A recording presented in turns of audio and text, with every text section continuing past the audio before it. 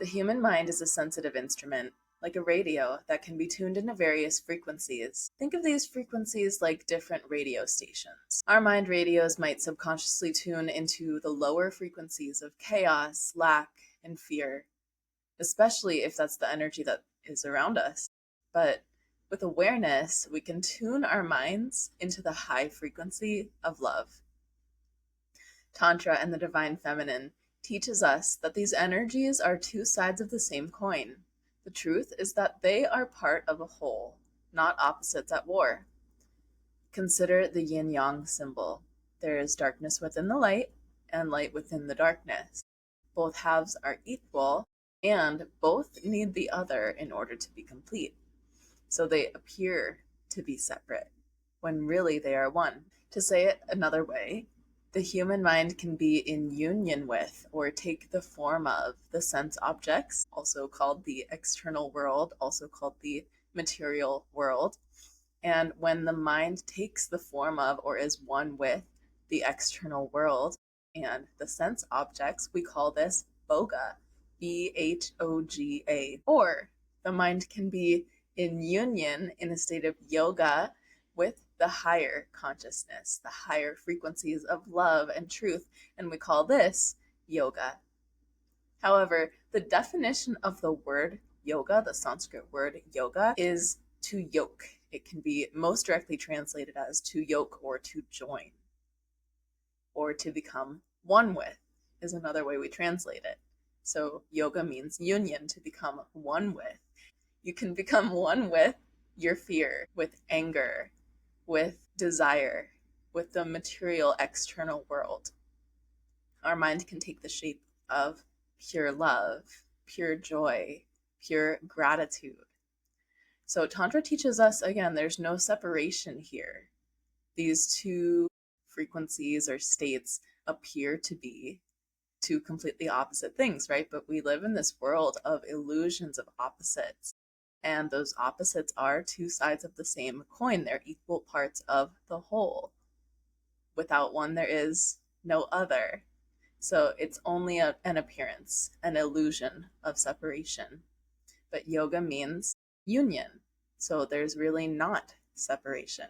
Another term we can use for it is Maya, which translates as illusion, this idea of separateness or feeling of separateness that is not actually the truth. These two states of consciousness only appear to be two or to be binary, but really they are one. Dare I say, a spectrum? I have no fear. I have only love. A few episodes ago, we talked about this Stevie Nicks quote that's tattooed on my right forearm, next to a lotus flower and surrounded by a serpent. It reminds me to stay grounded and centered in love always, and to make sure that I'm acting intentionally from a place of love instead of from a place of fear. But wait, Paisley, I thought you just said that that was the same thing, so why does it matter? We'll get to that, okay? That's what this episode is all about. Like a phoenix rises from the ashes, the lotus flower blooms through the mud. Like the phoenix and the lotus, we will rise again. So fear not, my friends. Stay grounded in love throughout this collective purging, and we are experiencing a collective purging. If you know, you know.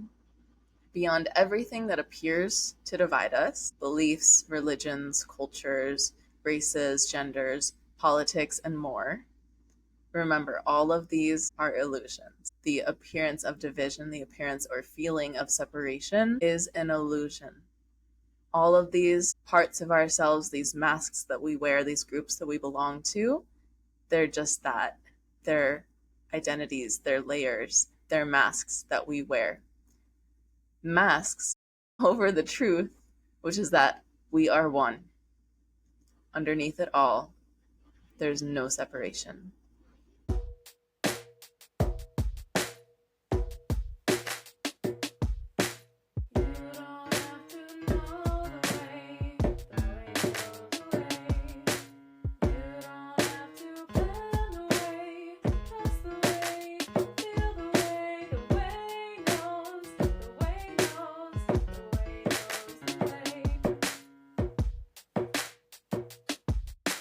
What is up, my witches? You out there thriving? Maybe you're just surviving?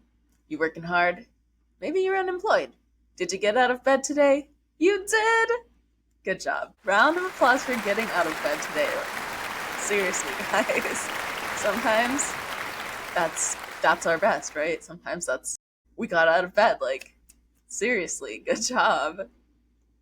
Welcome or welcome back to the Queer Soul Alchemy podcast, where we yap about yoga and Ayurveda, astrology and tarot, sexuality and spirituality, self-expression and queerness, and so much more. I'm your host and favorite queer NB priestess, Paisley Parvati Devi. And on this episode, we will be covering the listener-requested topic of karma. What? What the heck is karma? Karma is a cat? Is a karma female dog? Is karma real? Fake? Is karma a law? Is it a theory? My kink is karma? Karma chameleon? We have all these cultural ideas around karma, at least in the West, as it being a punishment, some sort of revenge. But in truth, karma is a complex idea that originated in Yogic and Hindu thought. It's also been corroborated in Western thought, for example, by Isaac Newton's third law of motion, which simply states, for every action, there is an equal and opposite reaction. And the law of conservation of energy, which states that energy cannot be created or destroyed, but it can only be transformed from one form to another. That's karma, you guys. They say karma's a boop, but it turns out it's just neutral. So saying that is misogynistic. So karma is not a female dog. Karma is neutral, but so powerful. So what is karma? As a scholar of yoga myself, of course, I have looked into this. And when I asked my mentor, Swami Sivananda of the Sivananda yoga lineage about karma, the Swami told me that Swami Sivananda's essay, his mentor, on karma from Sivananda's book Bliss Divine is the best he's ever read on the subject. And so we'll be reading that essay together today to shed more light on this topic and hopefully to get some answers, because I want to know too. But first, new podcast episodes drop every other Thursday on Spotify, YouTube, and Apple Podcasts, wherever you're listening from. Please help me stay sane and feel like I'm not just screaming into the vast and lawless black hole of the internets. Give me a like, a comment, a 5-star review. Make sure you subscribe, make sure you follow. And if any of this is interesting to you and you feel like maybe a friend would enjoy it or someone that you know could benefit from this information as well, please share. Anything you guys can do, seriously, the energetic support goes a long, far way toward helping queer creators like myself get more traction on these platforms. So if you're a regular listener, definitely make sure you're subscribed/following me. And if you enjoy this content, please make sure you comment and engage. It really, really helps. Thanks, guys. What do you want to hear about next? Email me at paisleyparvatidevi@gmail.com. That's PAISLEYPARVATIDEVI@gmail.com. And to stay in the loop about all my offers and upcoming events and download my free self-care resource guide, please join my email list at youareloved.one/pod. So that's my website, youareloved.one/pod, Pod.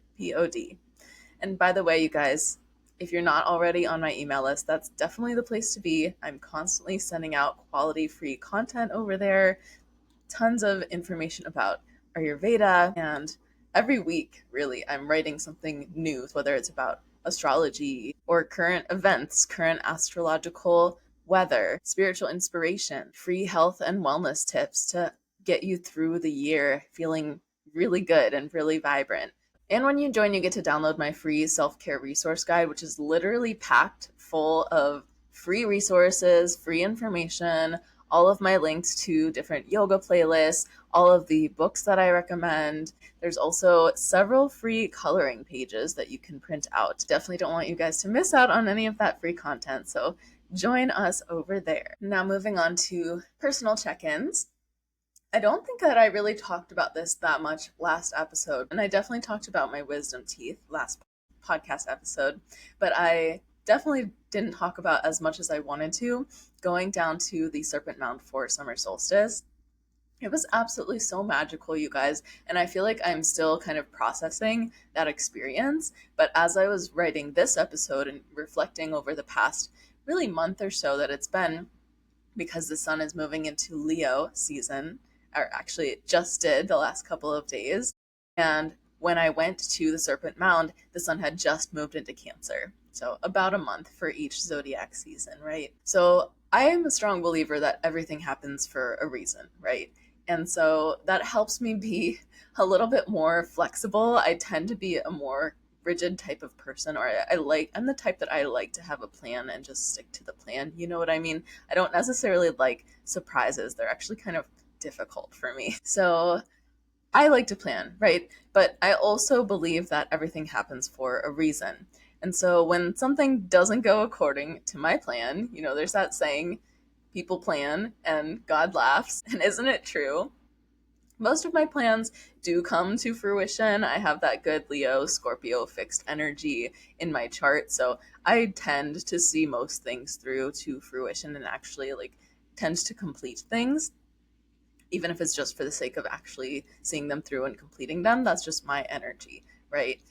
And so when things don't go according to my plan, that can sometimes be really hard for me. And I've done a lot of work around just releasing control, recognizing when to cut my losses and when something's just probably not going to pan out how I originally saw it, right?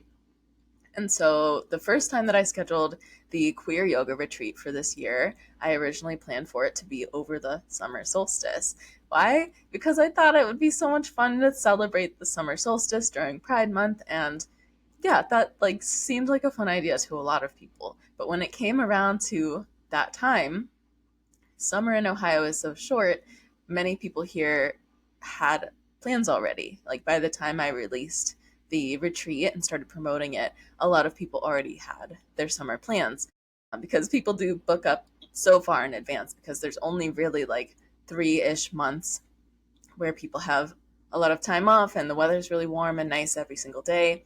So it became pretty apparent to me that the rainbow retreat was not going to happen over the summer solstice for this year. And so in order for me to shift that, I had to have this moment of all right, my original plan is not going to work out and I need to practice being flexible. I just had one person that had booked that thankfully was willing to move their payment to the rescheduled date, and I had some other things to reconfigure as well. But for the most part, it was pretty seamless to just postpone that retreat a little bit. And so this is just an example of me needing to be flexible and let go of something, because everything happens for a reason. So the same weekend that originally was supposed to be the queer retreat, that got rescheduled. Now it's happening in September. But instead of doing that, I went to the Serpent Mound with my partner. And we were there on the summer solstice, the same day that they were having a day event there. And it just felt so strongly like just the right place to be at the right time. I can't describe it. It was so hot and just so much sunlight, classic, exactly what I would want to feel on the summer solstice. Just so much solar energy, so much light energy in this very sacred space. The Serpent Mound is an indigenous sacred site in southern Ohio, and it's literally an earthen mound in the shape of a serpent, a giant serpent. And it's so beautiful, and it has this very powerful divine feminine energy. And I absolutely love southern Ohio. It's so beautiful. It becomes like Appalachia almost. It's like the foothills of those mountains. And several of the vendors at the festival were divine goddess worshippers. We talked about Glastonbury, England with one of the ladies, and we were talking about different archetypes and goddesses and just different art that another woman had made. And there were multiple lesbian couples in attendance. We felt safe the whole time. It was just such a magical, powerful weekend, and I felt so in tune with the Divine Mother and with the earth and feminine energy, again being there at Serpent Mound, and the serpent representing divine feminine energy. So yeah, I just wanted to share a little bit more about that. We laid on the earth and ate watermelon together, and it was just so nice being outside in the sun for like the whole entire weekend. So that was wonderful. And that kicked off Cancer season. And I felt like that was like an emotional high. And then after that, it was like, wow, so intense and like just heavy emotions, a lot of crying throughout Cancer season. Also, politics has been like, wow. I've been telling you guys this summer is not only indicative of things to come, but it's also just expected to be kind of unpredictable with Uranus in Gemini. Now we have Mercury retrograding in the sign of Leo, and Leo season is a very fiery sign ruled by the sun, so bringing illumination and awareness to things. I'm getting into the astrology now, but there is a great purging upon us, you guys. Like I said, if you know, you know. All of these politicians and big figureheads of power, CEOs, and constantly being just called out and canceled and Me Too'd. There has been several years now this great purging of like predators basically that are in power positions, specifically in the US, but all over the world. Truthfully, this great purging has been happening worldwide. And we've seen it now for several years, since at least 2020, I want to say.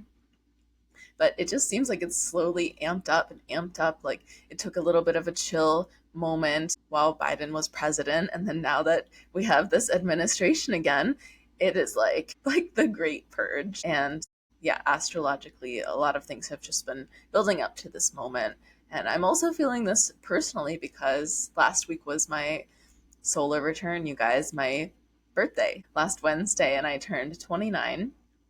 My final year of my 20s feels significant. It feels like a very much transitional year, but at the same time, I'm also just hit my Saturn return in May when Saturn moved into Aries. So it feels like everything is finally starting to settle into place and like shift for me after literally a decade. And I'm not exaggerating. It has been a decade of constantly restarting and restarting and restarting, shedding old layers, losing people, meeting new people, losing those people, meeting new people, moving to literally different locations and kind of just never putting down roots. And then I felt like I was behind because I had friends that had houses and were getting married and all this stuff, and I was just still like traveling hippie.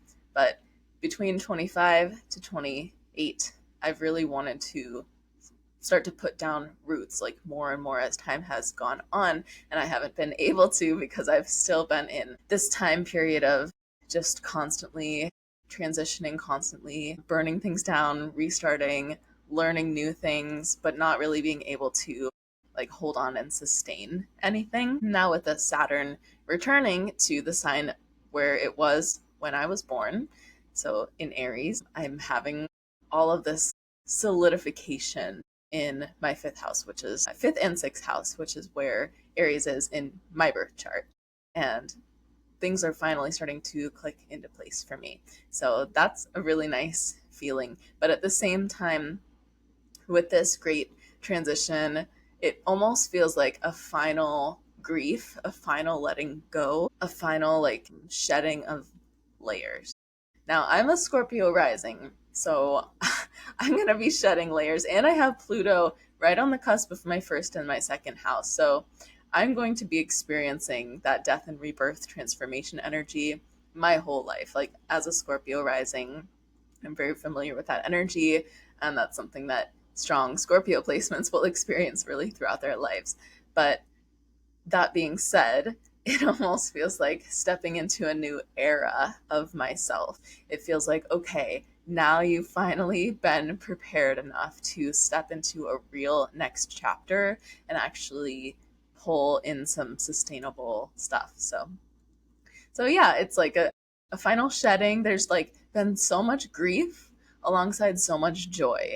And it's just really interesting and powerful to feel that and hold that together. And I think that's a perfect analogy for today's podcast and karma and like the opening, everything that I talked about with holding these two things that appear to be opposites. They appear to be separate, and one appears to be bad and the other appears to be good. but really they're just two halves of the whole. Without one, you couldn't experience the other. So, starting to view things within this context, it's completely foreign to our Western minds at first because we're so used to categorizing right, wrong, you know, do this, don't do that kind of mindset. But it's also very freeing once you start to incorporate it and brings a lot of peace into the mind. Another way I could possibly frame that is looking at things through a lens of lack consciousness or looking at things through a lens of abundance consciousness, right? So when I think of money, to me, money is energy. And abundance could be any form of energy that is flowing to me. So that could be in the form of like cash money, that could be in the form of support from somebody, from neighbors and friends, just the universe providing, right? Whenever something happens where it's like a boon from the universe, I try to practice gratitude, and I also try to practice giving as much as I receive, because everything that we give freely comes back to us tenfold. Here's an example. Recently, a friend of mine in the yoga community reached out because she is injured, and as a yoga instructor, if you get too injured to where you can't teach, then you don't have any income. So she reached out to our community in need of support, and I put together a whole care package for her. I didn't have cash or money. She was asking for donations for like medical bills and stuff like that, living expenses while she is injured, and I didn't have cash to give, but I was like, you know what? I have extra beans. I have extra rice. Oh, look, I have an extra tube of toothpaste. Like, what can I kind of go through my apartment and just thoughtfully like prepare something that if I was sick and in need and in pain, I would be really grateful and really happy to receive this care package, right? So I put it all together for her, gave it to her. I didn't even see her when I gave it to her. I literally dropped it on her porch and then went about my day and forgot about it, right? I wasn't doing that with the intention of receiving something in return. But just over the past couple of weeks, I have received several infusions of abundance just from various sources around me. Like somebody gave me cash for purchasing a retreat spot. Somebody gave me a Trevor Hall ticket to go see Trevor Hall in concert. And then she also drove me there, and I didn't have to pay for parking or anything like that. Somebody ended up giving me a whole bunch of cat food because they didn't need the cat food that they had anymore. And so I didn't have to pay for cat food, and I have like tons of it now. And I have two cats, so like that makes a difference for me. And then just spending time with my partner, she's really good to me and will like make us food and stuff like that, or buy us food when we're together, or we'll cook together. So there's just like always an abundance of food when we're hanging out, right? So although only one of those that I just mentioned was abundance in the form of cold hard cash, truthfully, it was abundance in multiple forms just like flowing back to me. And it came a couple weeks after I gave that care package. That was like something that I genuinely felt I had extra of, that it was okay for me to give, and that wouldn't be over giving. And then that came back to me, I feel like at least like fivefold through all of the things that I just said. Like not only my own nourishment and abundance and love from community, but also just like fun and good times and just energy pouring into me in the form of like friendship and joy and gratitude and social connection, like really good stuff. So I could have looked at all of that stuff and just been like, man, I'm having so much hardship. Like I took a couple of weeks off and now I'm having trouble paying this bill and that bill. And man, it's like so much harder for me because of this, this, and this. Like I could have really dwelled on that, right? But I chose not to. I chose instead to be like, wow, somebody just gave me a concert ticket. Like, that really means a lot to me. And wow, somebody just like cares enough about me to cook for me and like want to cook together with me and like share the burden and the cost of just like existing, and all the regular stuff that comes along with adulting. So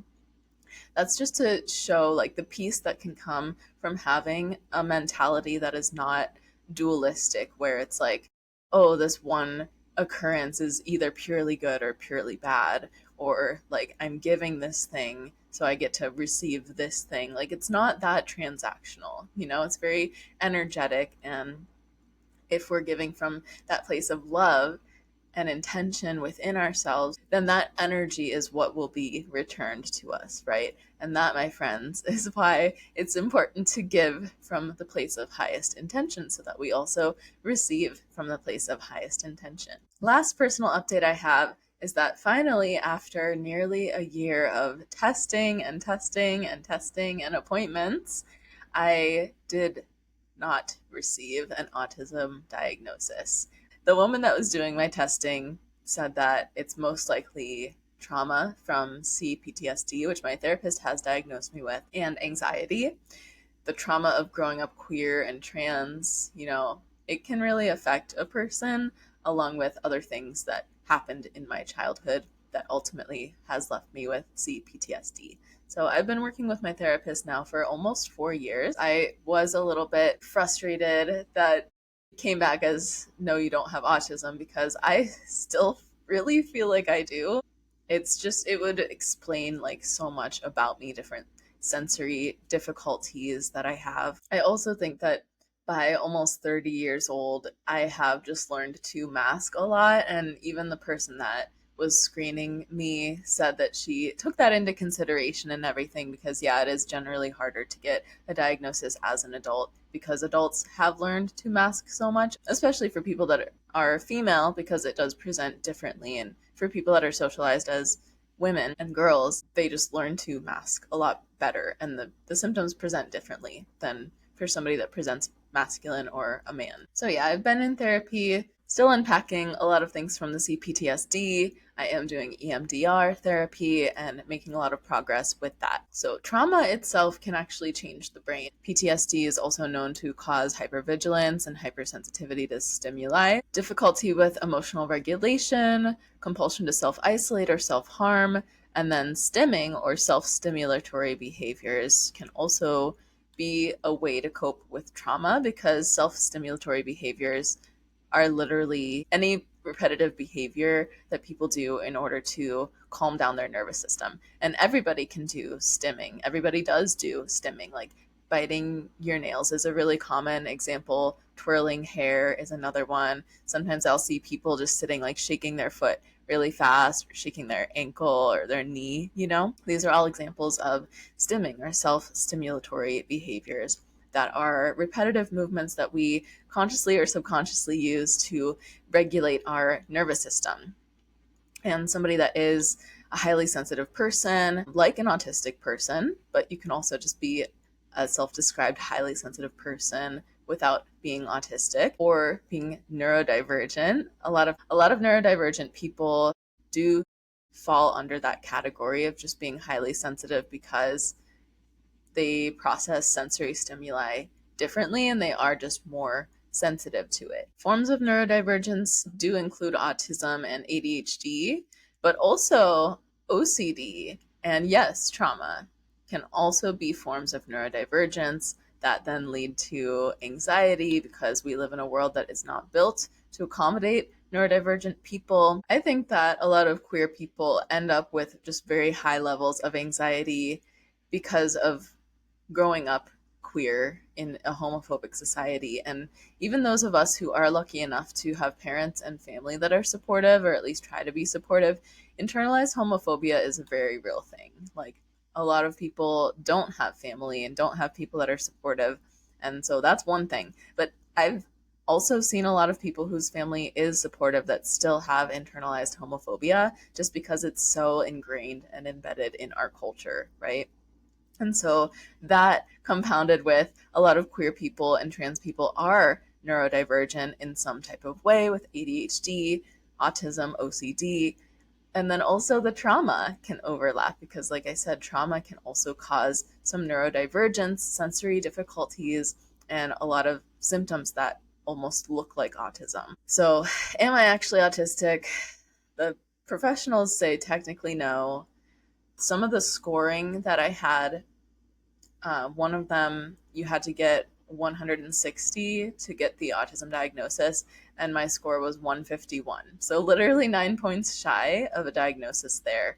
And then the other one was you had to get at least 7, and I think I got 4. So also more than half, but not enough to have a diagnosis. And that test had to do with social stuff, like responding and correct timing in conversations, that kind of thing. And that's where the person that was doing the screening did acknowledge like it could be affected by just my age and having learned to mask for so many years. But it's been 2 different psychological professionals at this point that say like, yes, there is a lot that could point to autism, but just shy of enough to actually get an autism diagnosis.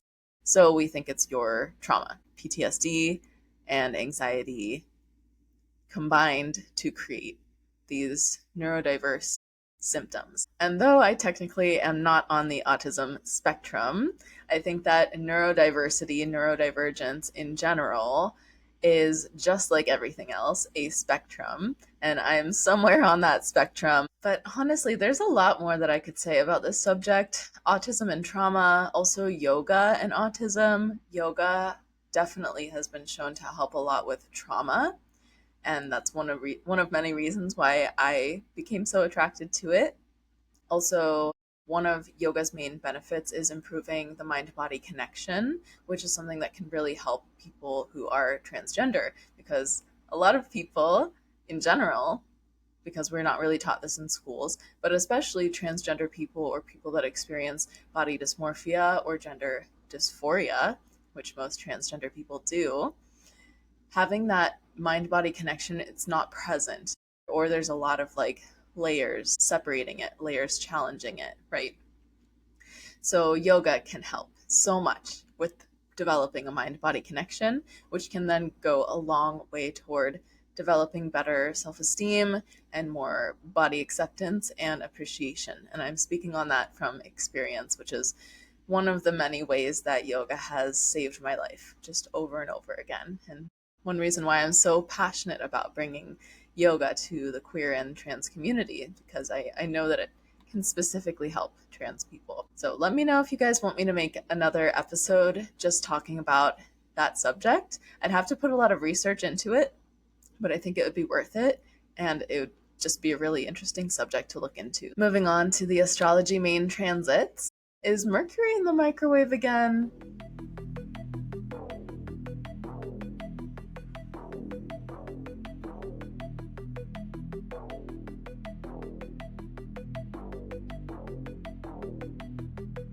Yes, indeed. Mercury is in the thick of the microwave. Mercury has been in the microwave for a couple minutes now, and it's got a couple minutes to go. And the sun moved into the sign of Leo today, or yesterday, 7/22, 7/23. So today/yesterday, the sun moved from the sign of Cancer into the sign of Leo. So happy Leo season, y'all. The sun will be in the sign of Leo until August 22nd. And because it's the beginning of Leo season, that means we are due for a new moon in the sign of Leo, which is happening tomorrow, 7/24 in the afternoon, Eastern Standard Time. And Mercury also is retrograde currently in the sign of Leo. It went retrograde on July 17th, so last week, and it will be in the microwave or retrograde until August 11th. So, like I said, we're right in the middle. I don't know if y'all have noticed. I most certainly have. Like, oh my gosh, it never fails to amaze me and just tickle me how immediately, as soon as Mercury goes retrograde, there are so many more road constructions, just weird, like people swerving on the road, or more accidents, and more just like random cars parked in the middle of the road, just like random stuff. I witnessed somebody almost get hit the other day, like thankfully she didn't, but there's just been like a lot of glitches. Like Mercury retrograde, to me, it always feels like a glitch in the matrix. That's the best way I can just sum up Mercury retrograde. If I look on my phone, like I'll try to just press a button, like if I post on my Instagram story and I just hit okay post, post. And then the button's just like, no, like, I know you're clicking me, but nothing's happening. Like, we're just gonna pretend that this button just isn't here right now. Stuff like that is just so like silly during Mercury retrograde.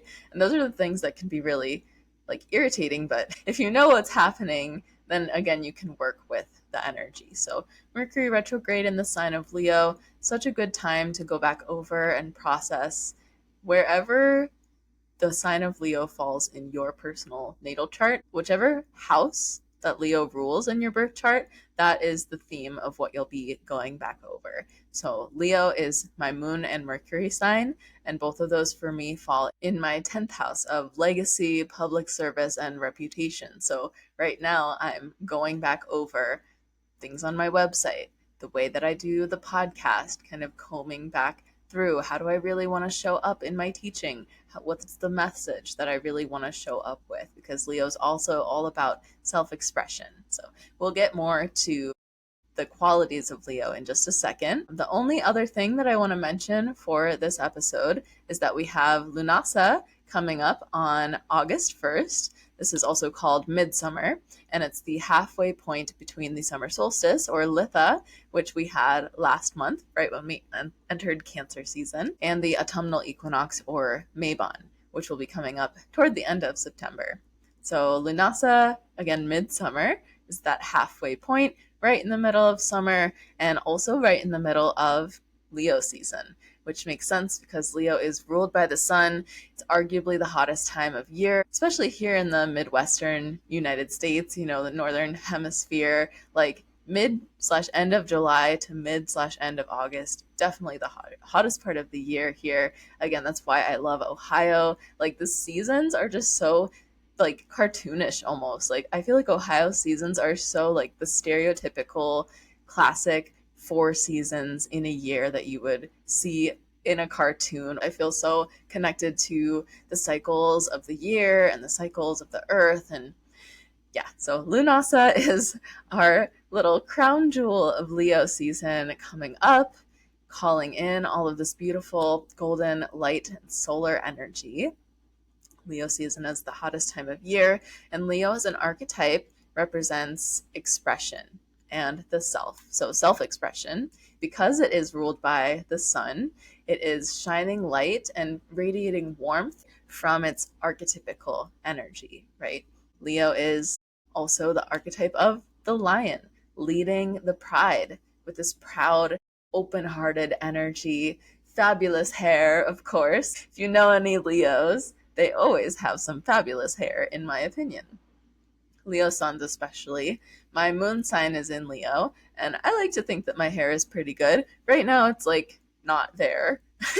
But before, when it was really long, I thought that was pretty good Leo hair. So Leo is our fixed fire sign, ruled by the sun, which can give it its kind of dominating, strong-willed, powerful, and passionate energy. Leos are known for being bold, warm, and loving. They're the ultimate performers with captivating, charismatic personalities. They can speak eloquently because they have a way with words, and they also don't mind being the center of attention. They're ambitious and ruled by the heart. They radiate confidence, which can influence others easily, to be their authentic selves and to trust their own instincts. And because I'm a Leo moon, I tend to think of myself as a lion heart. For me, that expresses as like, my love is very fierce. I'm a very protective person toward those that I care about. That also comes from my Cancer sun.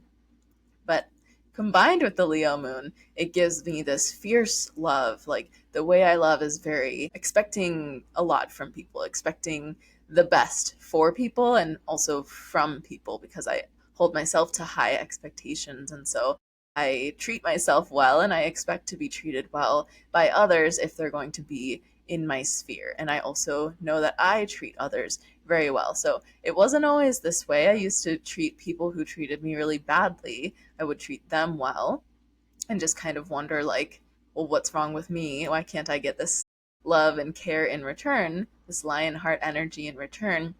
And that was coming from a wounded place within myself of needing a lot of validation. The shadow aspect of Leo is needing validation but to where it's never enough, right? Like the validation is just filling an almost empty hole inside of somebody because they're not validating themselves, or they're not giving themselves that love and care. And so that's where the dark side of Leo can be falling into like a narcissistic territory. And we do see that. So at one point, I operated from that wounded Leo energy, just giving and giving, and almost even being uncomfortable with receiving in return. Now I've done enough work on that to start to heal from that a little bit. I'm not saying that I'm perfect, but in large part now, I try to make sure that my relationships are reciprocal, that I am receiving as much as I'm giving, in order to not allow myself to burn out and not allow myself to build up a lot of like resentment and frustration, because that's not healthy. That's where I fall into my own codependent patterns. And so that's my part of the work, right? So a healthy Leo will be able to be accountable, and they will radiate this confidence because it is earned confidence. It is deserved confidence. A healthy Leo will have integrity, and they'll be proud of themselves, but they'll have that pride because of their integrity, not because they're entitled, not just from an overly domineering or demanding place, right? So two shades of Leo. Just like every other sign, there's like a lower vibration and a higher vibration of all of these archetypal energies, guys. Like the lion, Leos trust their own instincts, and they have an unrelenting appetite for growth. Again, they can crave that validation and praise from others, but if they learn to give it to themselves, then it just feeds into this really beautiful, positive self-esteem that then radiates out and lifts others up. If you want a heck of a great hype man, and like someone that's so loyal, that's like ride or die, gonna be there for you, really just pump you up and build you up, like motivational speaker, best friend energy, find a high vibrational Leo. Leos wear their hearts on their sleeves, but they can use anger as a projective shield for their vulnerabilities. If they're not feeling safe, not feeling comfortable to let that side of them show, they can be really scared of showing any vulnerability. And so to cover it up, they can come like with a cloak of anger or this pridefulness. And that's where their pride can be a fault, right? If they're not willing to take accountability for maybe where they're not showing up in the best light. Leos are givers, and because of this lion-hearted energy, they find it to be vulnerable to be taken care of. So sometimes Leos can resist allowing others to care for them. They can resist feeling or being vulnerable by needing things from other people. And Leos want to be rewarded and recognized as being the best and the brightest. So if they need something from others, if they're kind of admitting to like not being the best, not being perfect at all times, then that means that they're weak to them. And so this point of pride can kind of make or break a Leo. They can be perceived as overbearing because they care so much about the people that they love, and they hold themselves again to that high standard, and so they will also hold others to that high standard. And sharing their accomplishments can make Leos feel connected to the people around them, but that can also come off as bragging. Leos can have a bad reputation for coming off as being self-absorbed, right? But they fully expect to hype others up as well. Like I said, if you want the best hype man, find a healthy Leo.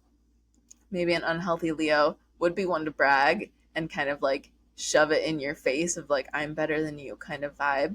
But a healthy Leo will not only want to celebrate you, they'll expect to celebrate you, and they'll be just as happy to celebrate themselves because they have that self-esteem, that light, that warmth that is characteristic of Leo. So maybe they do come across a bit bawdy, a bit brash, a bit all about me, but they'll also want to celebrate you, and they'll be genuine about it. And because of this kind of body, hyper present, warm quality, they can be perceived as overbearing. And because they have this leadership energy and they generally want what's best, especially for the people around them, the people closest to them that they care about, they can come off as very overbearing.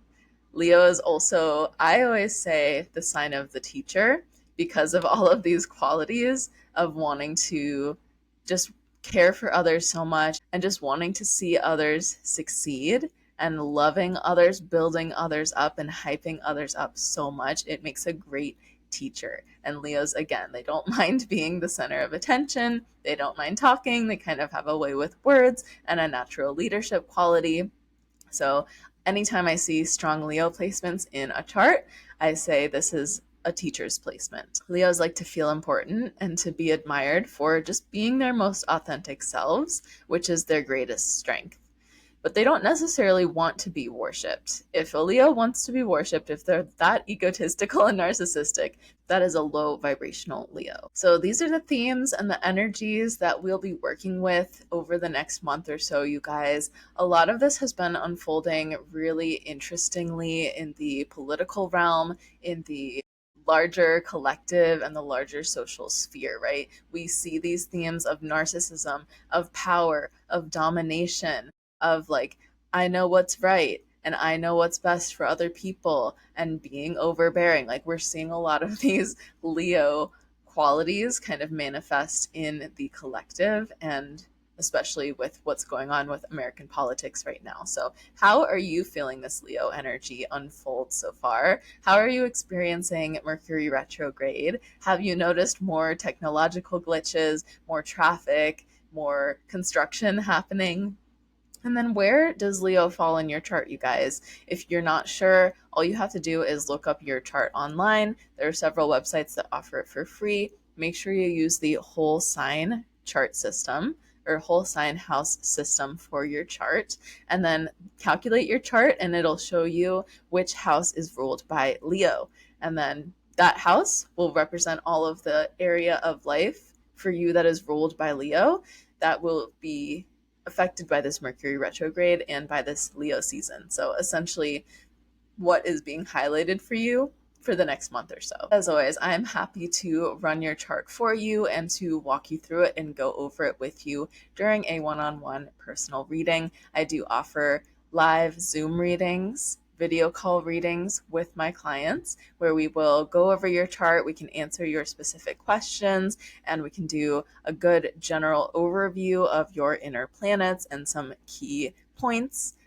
And also we can apply it to what's going on in the current astrological weather that I talk about here on the podcast, and how that will affect you, the house of your life that is being highlighted by this lunation. So if you want to check that out and book a reading with me, you can do so on my website, youareloved.one/readings. If you guys want to come check out a public yoga class with me, I do teach regularly every single week at Cultivate Yoga in Lakewood on Tuesdays at 5:30 p.m.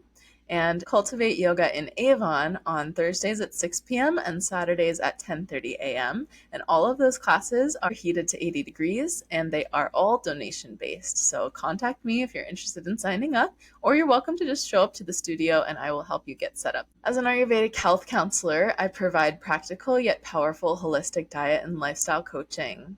My clients and I work together to incorporate sustainable updates to their routines that promote balance and wellness in their daily lives. Ayurveda works with the rhythms of nature to support balanced digestion, sleep, and energy levels so that practitioners can enjoy a higher quality of life. This preventative approach to healthcare can greatly support overall health, and it complements any medical care you may already be receiving. So if you're interested in working with me on Ayurveda or on yoga privately, one-on-one, I do offer free consultations where we can chat, get to know each other, and see if that is going to be a good fit for both of us, which you can book on my website, youareloved.one/book. Come join us for Chakra Fridays at the Yoga Place in North Canton.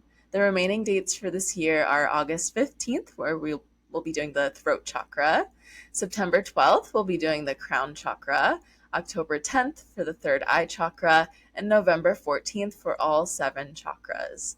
You can drop in for $11 and just come to the studio. No need to sign up. On Friday, August 8th, also known as the Lionsgate Portal, we'll be having the next gathering moon meeting group in Lakewood in honor of the Lionsgate Portal and also the full moon in the sign of Aquarius. So we'll meet in Lakewood from 6 to 9 p.m. on that Friday. And every meeting, we honor the new moon or the full moon, and we'll share a meal that I make fresh for y'all with fresh local ingredients, and then I guide a meditation that we'll enjoy together, followed by a group activity or a craft. So far, we've made sigils together to set intentions for the year. We made all these pretty letters and artwork with different nicely written constructive feedback and complaints that we sent to Doge. We sent some to Congress, and we also sent some to the White House. That was a couple months ago. I don't know if y'all saw that circulating on social media, but we were part of that male protest who is not able to be ignored because it is so much physical evidence around the physical locations of the White House and Congress versus like an email, which can just be deleted, or a phone call, which can just be ignored, right? So that was our most recent craft. And then this Friday, we're going to be doing a clothing swap for our group activity. And on August 8th, like I said, it's the Lionsgate portal, which is a powerful portal for calling in abundance and transformation. So we'll be doing an abundance ritual for that August 8th meeting. Come join us. We have a couple spots left. You can apply for that on my website. Mid-September, the 12th through the 14th, I wanted to mention we have the Silent Retreat weekend with Swami Sivananda coming up at Yoga Central in Canton. This is an annual silent retreat. The best part about this one is it is completely free / donation based. Donations are greatly appreciated. It's free if you need it to be. From September 26th to 28th, please join us for Queer Campout, a rainbow yoga retreat for the autumnal equinox on a gorgeous private property in Ravenna, Ohio. Because queer joy is resistance. And we only have 3 spaces left for the Queer Campout, you guys. So the link to apply is in the show notes. From October 3rd to 5th, I am once again collaborating with Allison of Optimal Wellness to bring you the Wild Witchy Women's Yoga Retreat. Get ready to get real, get raw, and tap into your wild inner divine feminine. The sample schedule, lodging options, booking information, and testimonials from previous retreats are on my website, and the link is in the show notes. And last but not least, from February 3rd to 10th of 2026, we have the Guatemala Yoga Retreat, Authenticity, Empowerment, and Adventure with Paisley. This is not just another yoga retreat, you guys. This is a whole journey of self-discovery and empowerment that offers a perfect balance of adventure, cultural immersion, and personal transformational work. But don't take my word for it. You can check out my website for testimonials from our most recent trip there in April of 2024. And I made a whole podcast episode just talking about the retreat that is coming up next February in 2026. So check out episode number 8 of this podcast if you have not already, and then you can see the full itinerary, read those testimonials, and apply on my website at youareloved.one/Guatemala. And now on to the core content for this episode.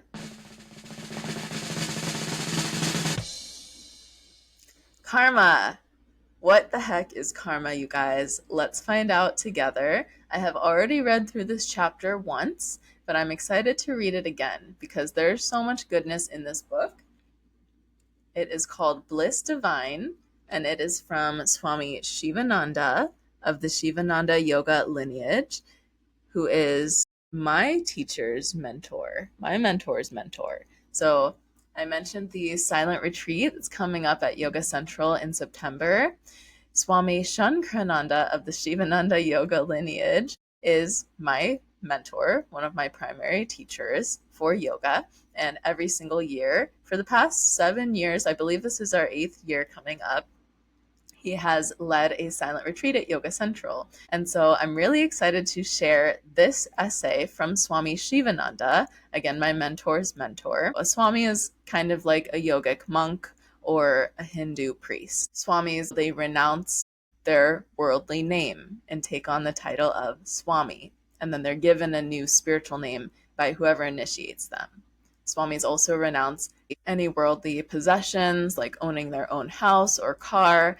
Everything that they, quote, own would belong to a greater organization like the Sivananda Yoga lineage, or they say spiritually, internally to them, it belongs to the divine. Swamis also renounce worldly relationships and become celibate. These are just a few of the required renunciations or required austerities to have this title of Swami. So Swami is somebody that has dedicated their lives to spirituality, specifically within Hinduism or Vedanta or yoga. So Swami Sivananda is a monk, a teacher of yoga, a practitioner certainly of yoga. He's passed away now, but he spent his life dedicated to teaching and living this practice of yoga.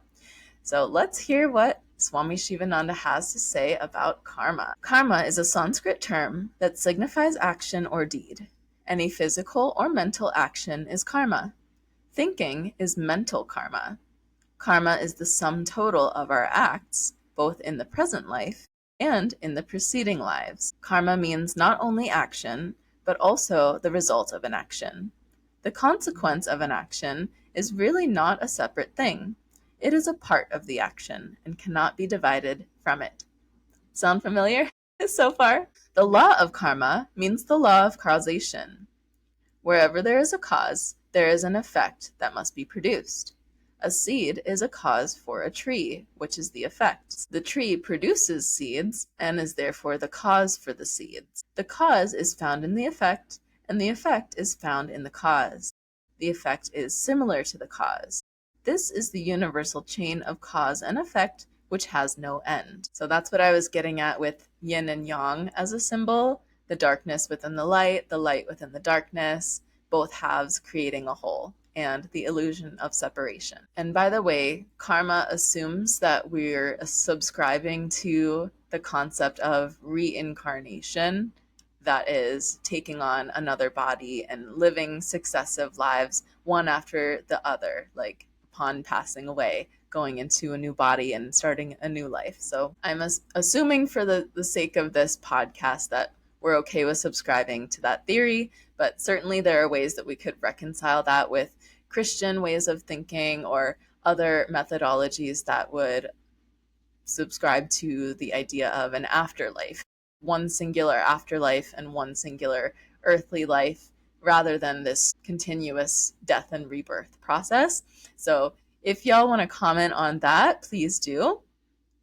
If you're interested in hearing another episode that works with those two different ideologies, let me know. And again, I'd be willing to do the research on it if that's something you guys want to hear about, because that is another like very complex, nuanced, and potentially very deep conversation that we could have. No link in the chain is unnecessary. The world runs on this fundamental vital law. The law is inexorable and immutable. This grand law operates everywhere in the physical and mental planes. No phenomenon can escape from the operation of the mighty law of karma. All other laws of nature are subordinate to this fundamental law. No event can occur without having a positive, definite cause at the back of it.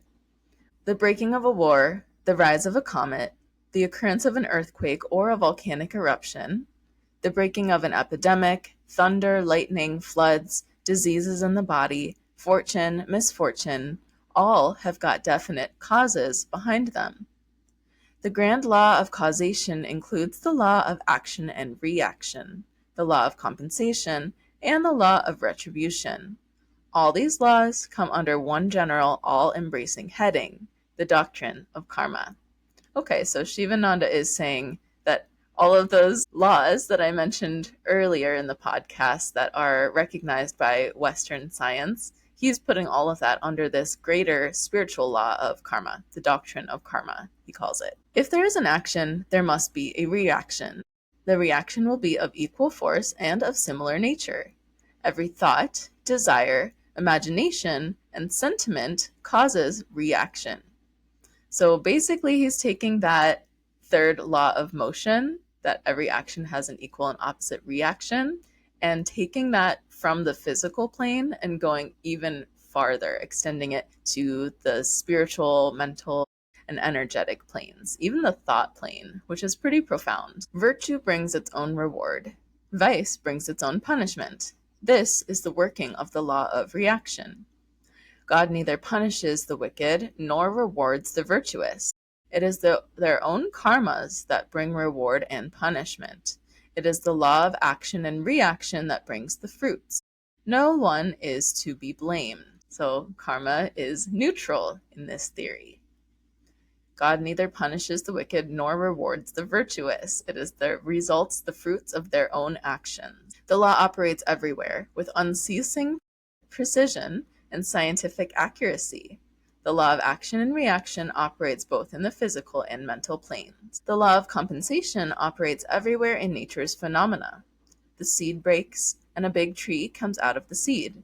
There is no loss in the breaking of the seed. There comes out a tree in accordance with the law of compensation. Fuel burns and fuel is destroyed, but there is heat in accordance with the law of compensation. Many articles are cooked in the fire on the account of this heat. If there is extreme heat in one part of the country, then there is extreme cold in another part of the country. This is the law of compensation. If there are 10 scoundrels in one place, gotta love that word, scoundrels, then there are 2 pure souls to bring compensation. And he goes on giving more examples of this law, which is basically the same as saying that energy cannot be created or destroyed, it is only transformed. Peace follows a war, and vice versa. This is the law of compensation. The law of compensation operates in the mental plane also. It keeps up the balance and establishes peace, concord, equilibrium, harmony, and justice in nature. Reflect. You will see that this law of compensation is operating everywhere. No one can deny this relentless and irresistible law. If you do an evil act, you will reap a bad fruit in compensation. And then finally, he mentions the law of retribution. Every wrong action or crime brings its own punishment in accordance with the law of retribution. The law of causation, the law of action and reaction, and the law of compensation and the law of retribution all operate together. He who robs another man robs himself first. He who hurts another man hurts himself first. He who cheats another man cheats himself first. Remember, God is neither partial nor unjust. The divine is not responsible for the wealth of a man or the poverty of another. They suffer or don't suffer on account of their own actions. There is nothing chaotic or capricious in this world. Things do not happen in this universe by accident or chance in a disorderly manner. They happen in regular succession. They follow each other in a regular order. There is a certain definite connection between what is being done now by you and what will happen in the future.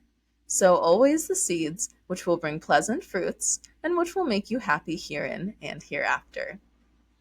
And I also just want to say that this earth is a school that is part of the concept of karma, that we come to earth, that we incarnate or reincarnate into bodies in order to learn the lessons and play out our karma. So part of healing is by playing out the karma. So sometimes we have to experience things that are negative in order to experience that karma, in order to play it out.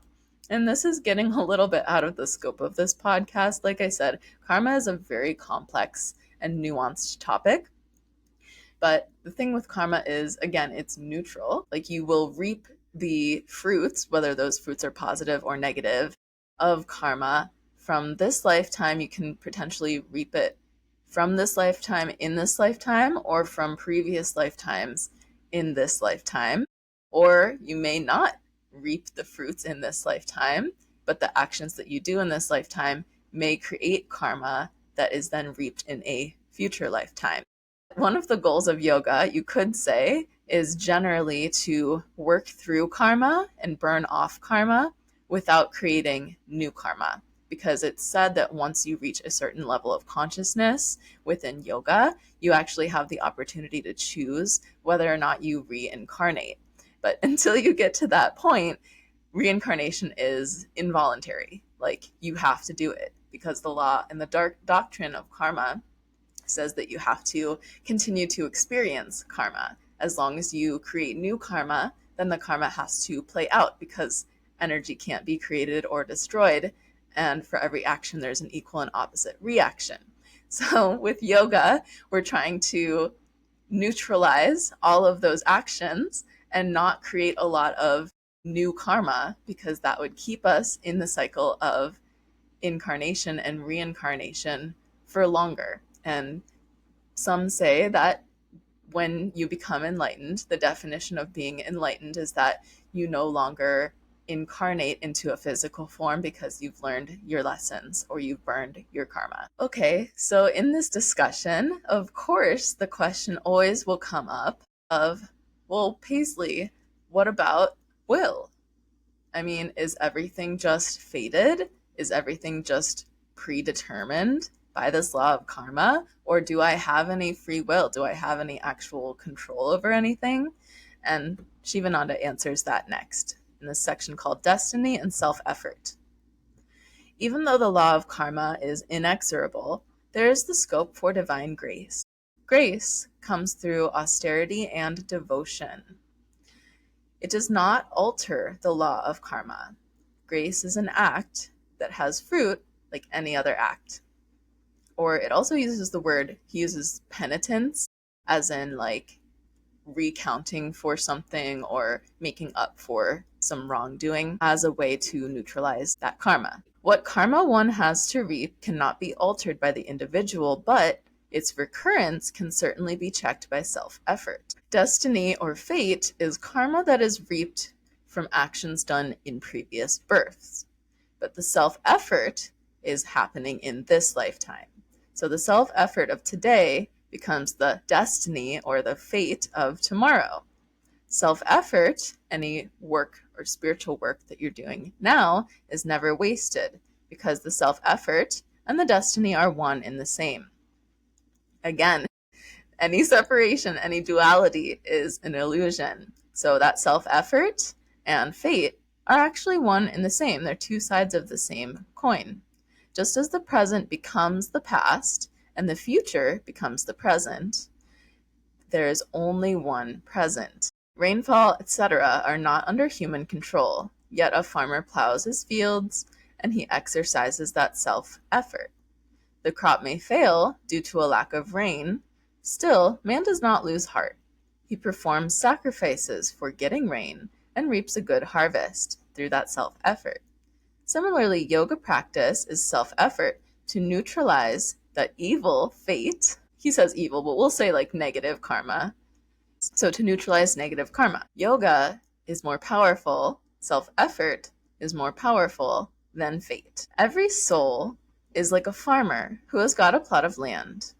The acreage, the nature of the soil, and the conditions of the weather are all predetermined by fate. But the farmer is quite at liberty to till the earth, to tend it and get good crops, or to allow it to remain as a wasteland. So the conditions of the soil when you get it is like the fate or the destiny. But your self-effort is the intervention that you can do as a soul farmer, so to speak, the self-effort that you put in to neutralize some of those negative karmas from the past. And that, again, is the goal of yoga, to neutralize those past karmas without creating new karmas that would keep us bound to the cycle of birth and death, also called samsara. Fate concerns the past only. The future is in your hands. You can change your destiny. You have a free will to act. Have a new angle of vision. Arm yourself with discrimination, cheerfulness, discernment, and an undaunted spirit. A glorious, brilliant future is awaiting you. Let the past be buried. You can work miracles and do wonders. Do not give up hope. You can neutralize the effect of the evil influences and the antagonistic dark forces that may operate against you. You can change the unfavorable circumstances into the best possible ones. You can nullify destiny. Destiny is your own creation. You created your destiny through your previous thoughts and actions, so you can undo the same by right thinking and right action. Even if there is a dark antagonistic force to attack you, you can diminish its force by resolutely turning your mind away from it. Thus, you can disarm destiny. Do not say, karma, karma, my karma has brought me this. No, exert self-will. Do austerities, like fasting or yoga or prayer would be examples of austerities. Concentrate, meditate.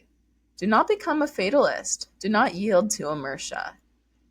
Roar om, om, om, like a lion of Vedanta. And then he says a bunch of other stuff that is outside of the scope of this podcast. He goes into destiny and karma. Thought is karma. Thinking is the real karma. Thought molds your character. Thought materializes and becomes an action. If you allow the mind to dwell on good, elevating thoughts, you will develop a noble character and will do naturally good actions. If you entertain evil thoughts, you will develop a base character. And this is the immutable law of nature. Therefore, you can deliberately shape your character by cultivating sublime thoughts. You sow an action and reap a habit. You sow a habit and reap a character. You sow a character and reap your destiny. Hence, destiny is your own makeup. You have built it, and you can undo it by entertaining noble thoughts and doing virtuous actions, and changing your mode of thinking. The impressions of small and big acts coalesce together and form tendencies. The tendencies develop into character. Character produces will. If a man has a strong character, he has a strong will. Karma produces character, and character in turn produces will. People of large will have developed their will through karma done in previous births. It is not in one birth that a man develops a mighty will. He does various good actions in several births. The potencies of these actions collect together, and in one birth the struggling man bursts out as a giant like Buddha, Jesus, and Shankara. No action goes in vain. Nothing is lost. Patient effort is needed. You will have to watch every thought, word, and action. So he's giving Buddha and Jesus as examples of some people who have burned off a lot of their karma and were able to ascend into higher levels of consciousness. And Jesus, for example, is a wonderful depiction of Christ consciousness or enlightenment or being in the state of yoga, of oneness. Jesus did not see any separation between him and other people, even people that would be considered social pariahs, right? So because they have burned off their karma, they've reached this place where they're able to touch the hearts and the souls of others and help humanity collectively ascend. And that burning of karma is also what has given them a lot of special powers, like Jesus had the ability to walk on water, turn water into wine, and so forth. This section is titled, Man is a Master of His Destiny. You are not a creature of environment or circumstance. You are the master of your own fate. You are the architect of your own fortune. You are responsible for what you suffer. You are responsible for your present state. If you are unhappy, it is your own making. If you are miserable, it has also been your own making. Every action bears a fruit sooner or later. A virtuous action produces pleasure in its effect. An evil deed causes pain. And I just want to note here, it's really easy to take that and just go like, oh, there's no loving God, or there's no like loving divine power, because any loving God would not allow so much evil and like children to go hungry and like so much sadness and just pain in the world, right? But again, with this non-dualistic way of seeing things, we're able to detach from that. And yes, it is a valid option to kind of go down that rabbit hole of like, yes, there's so much like harm in the world, there's so much hardship, and like let's all be sad and depressed over it. Like that is valid, and a lot of people do choose to let their minds go there, myself included, a lot of the time. But in my opinion, it's also equally as valid to take this approach instead of like, this earth is a school. We're coming to the earth in order to learn. We're reincarnating into these physical bodies in order to have experiences and play out karma and to learn. And so if part of that karma is for something bad to happen, I can choose to let that carry me down this rabbit hole of despair and just like focus on all the negativity, which is going to ultimately bring more negativity into my sphere, into my awareness. Or I can choose to focus on letting go and focus on gratitude and understanding like, okay, I lost something. Now I have to grieve that thing. And it's like leaving a hole in my heart.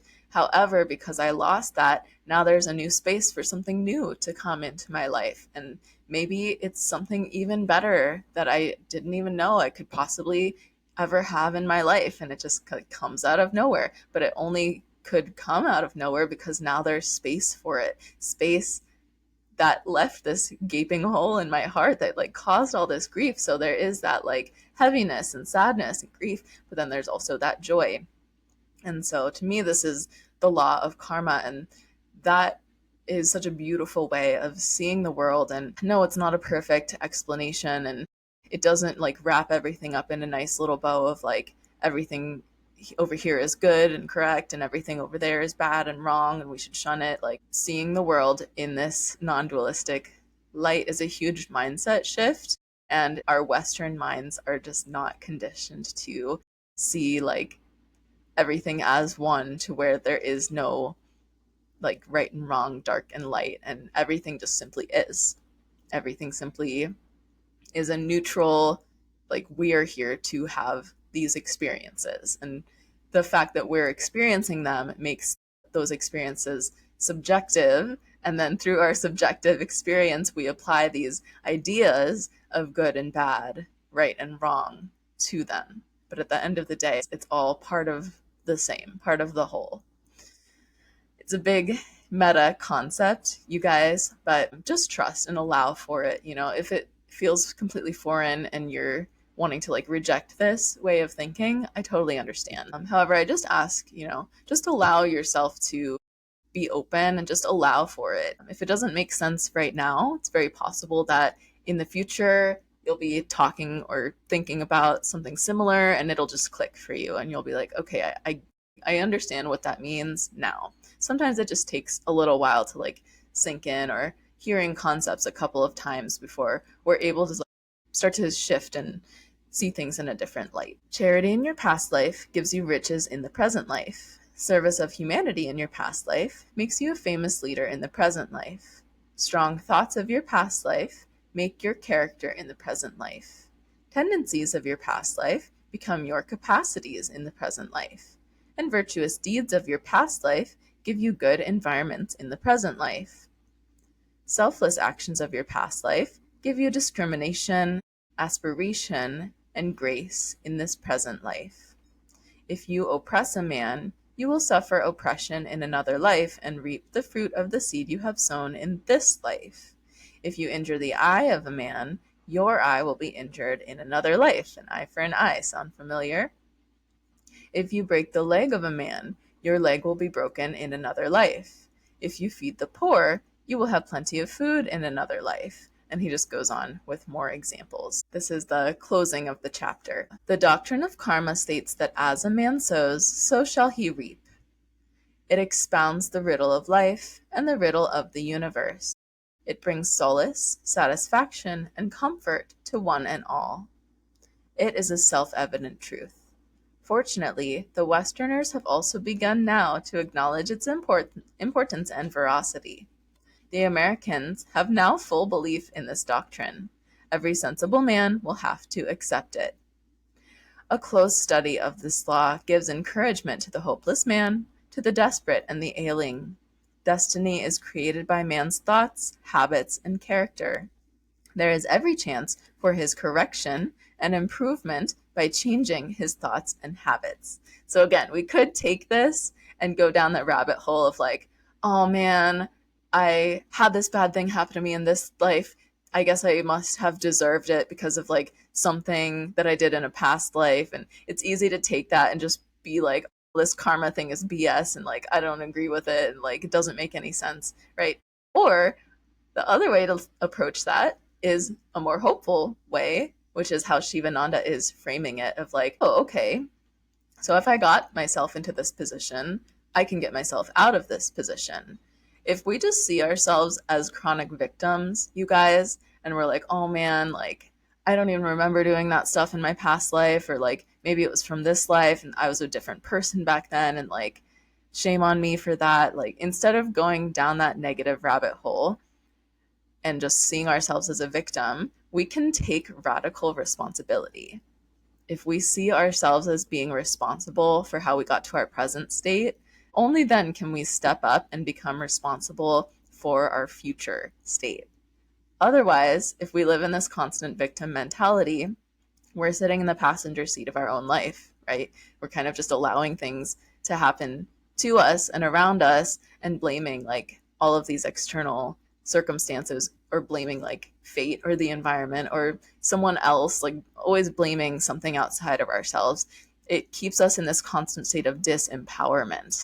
When we become empowered to take that radical responsibility over our own experience, it's such a very, very positive and beautiful thing, because then we are able to be in the driver's seat of our own lives and heal and actually move forward and neutralize that karma and create a better life for ourselves. So I think that karma is a very, very beautiful way of seeing everything. And that is why it brings me a lot of peace to see the world in this complex, nuanced, not black and white, but lots and lots and lots of shades of gray in between kind of experience, because everything from that point of view, everything is naturally balancing itself out.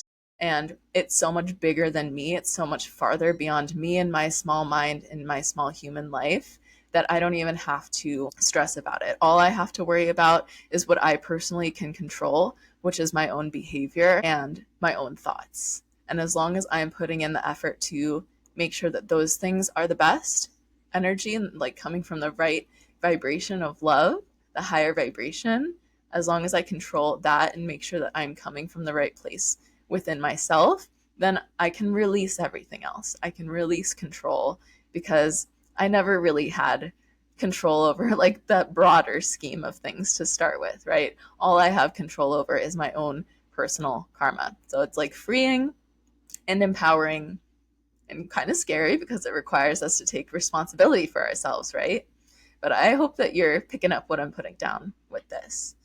So to close this up, the doctrine of karma only can explain the mysterious problem of good and evil in the world. The doctrine of karma only can bring solace, contentment, peace, and strength to the afflicted and the desperate. It solves our difficulties and problems of life. It gives encouragement to the hopeless and the forlorn. It pushes a man to correct thinking, correct speech, and correct action. It brings a brilliant future for that man who lives according to this universal law.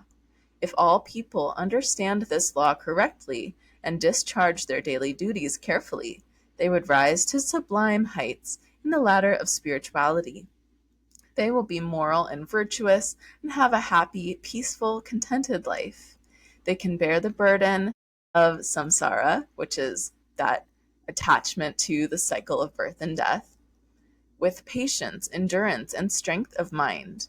There will not be any room for complaint when they see the inequalities in birth, fortune, intelligence, capacity, etc. There will be heaven on earth.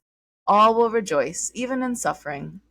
Greed, jealousy, hatred, anger, and passion will all vanish. Virtue will reign everywhere. We will have glorious peace and truth and abundance everywhere. Blessed is the man who understands and lives in the law of karma, for they will soon attain divine consciousness and become one with the giver of this law. Then the law will no longer operate on him. A lot of food for thought in this episode, you guys. I definitely have more I could say, but I'm going to leave it there for now. As always, thank you so much for listening and sharing your energy here. Be sure to check out the other episodes, and let's stay connected over email and Instagram. Please comment and let me know. Are your wheels turning? Like, what did this episode spark for you? What did that chapter that we just read from Bliss Divine spark for you? I'll talk to you soon, and blessed be. Stay witchy. With all my love, Paisley Parvati Devi.